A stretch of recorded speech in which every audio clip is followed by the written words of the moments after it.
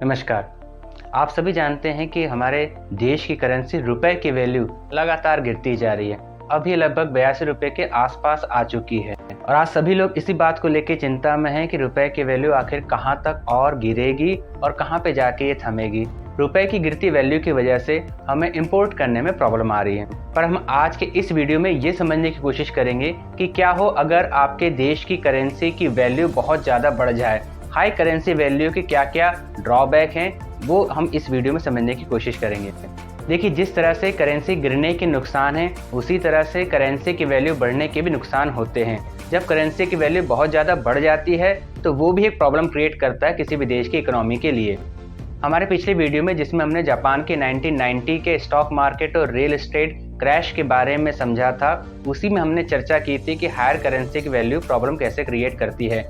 1985 के पहले तक यूएस के डॉलर की वैल्यू बहुत ज़्यादा हाई चल रही थी G5 नेशन की कंपैरिजन में, जिसकी वजह से जापान और यूएस के बीच में ट्रेड डेफिसिट होने लगा था।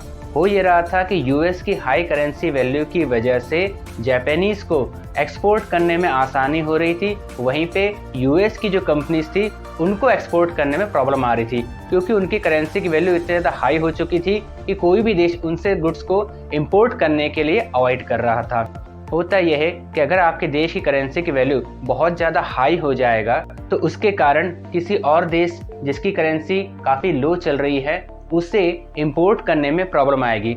इसे इस एग्जांपल से समझिए। मान लीजिए आप यूएस में कोई गुड्स या सर्विसेज को एक्सपोर्ट कर रहे हैं। मान लीजिए अभी डॉलर के कंपैरिजन में रुपए की वैल्यू 82 चल रही है और आप कोई गुड्स या कोई सर्विसेज एक्सपोर्ट करना चाहते हैं जिसकी कॉस्ट है $10 की, तो आज के 82 रुपीज़ के हिसाब से आपको आपकी सर्विसेज या गुड्स के लिए 820 रुपये मिलेंगे। अब मान लीजिए इसी $10 के कंपैरिजन में रुपए की वैल्यू और ज़्यादा गिर जाती है, वो गिर के 85 हो जाती है।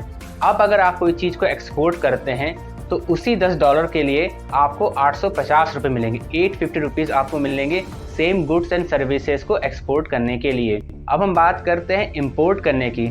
इसी वैल्यू का हम एग्जांपल लेते हैं। मान लीजिए आप कोई सर्विस या गुड्स इंपोर्ट करते हैं यूएस से $10 के हिसाब से, तो आपको इंडियन करेंसी के तौर पे 820 रुपये पे करने पड़ेंगे अमेरिका की किसी कंपनी को। अगर करेंसी की वैल्यू गिर के 85 रुपीज़ हो जाती है तो उस केस में उसी गुड्स या सर्विसेज को आपको इंपोर्ट करने के लिए अब यूएस की कंपनी को 850 रुपये देने पड़ेंगे।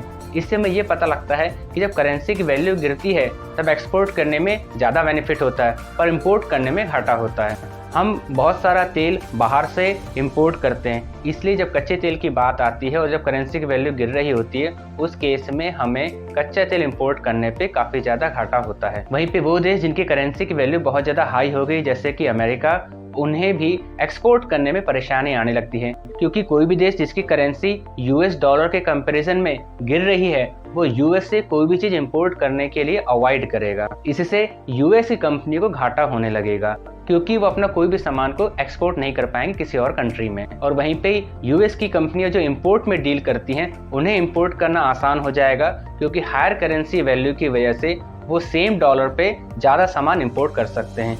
इससे ट्रेड डेफिसिट की प्रॉब्लम यूएस में भी खड़ी हो सकती है। इसलिए एक तरफ जहाँ पे गिरते हुए करेंसी की वैल्यू भी प्रॉब्लम क्रिएट करती है इकोनॉमी में, वहीं पे बहुत ज़्यादा हाई करेंसी वैल्यू भी प्रॉब्लम क्रिएट करती है इकोनॉमी के लिए।